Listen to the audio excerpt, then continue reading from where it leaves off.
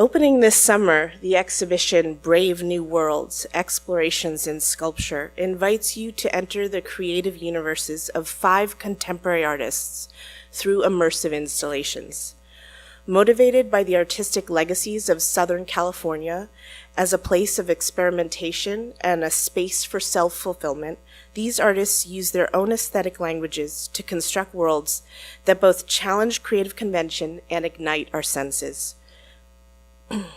Using embodied forms, tactile textures, vivid colors, soundscapes, and dreamy compositions, projects include those by Kelly Akashi, Gisela Colon, Victoria Fu, Karen Lofgren, and Adi Roberson.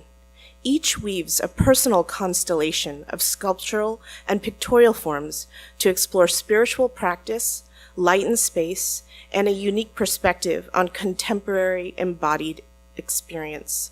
For this exhibition, the museum's grand galleries in the Clay's 3 wing will be divided into distinctive spaces, each featuring an installation of recent artworks, whose design is specially composed in close conversation with the artist.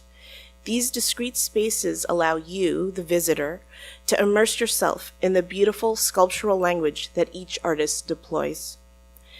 In Brave New Worlds, artists create works that represent their understanding of our own bodily connection to the world that surrounds us, each making a kind of creative cosmology. Kelly Akashi, for example, composes sculptural installations that emphasize time, body, and ephemerality. Shifting between materials such as glass, bronze, light, and water, Akashi's works are composed to create surprising contrasts that emphasize the natural magic of everyday forms. Gisela Colon has developed a vocabulary of organic minimalism, breathing lifelike qualities into reductive forms. Her sculptures transform with light and color, capturing, reflecting, and refracting the environment that surrounds them. Gisela is with us here today, and you may all be familiar with one of her blown acrylic sculptures, which has been on view on the 3rd floor for the past year. Victoria Fu uses film and video to create textured and color-filled installations that expand the narrowness of contemporary vision into physical space. Though she uses video, a fleeting and time-sensitive form, the seeming objectlessness of her craft is upended by her use of layered screens and projections, as seen in some of the slides over here. Karen Lofgren is also with us here today.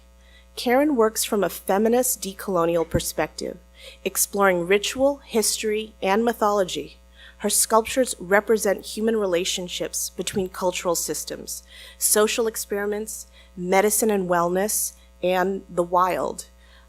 I am also really happy and proud to announce that Karen was recently awarded a 2019 Pollock Krasner grant just last week, so really happy for her.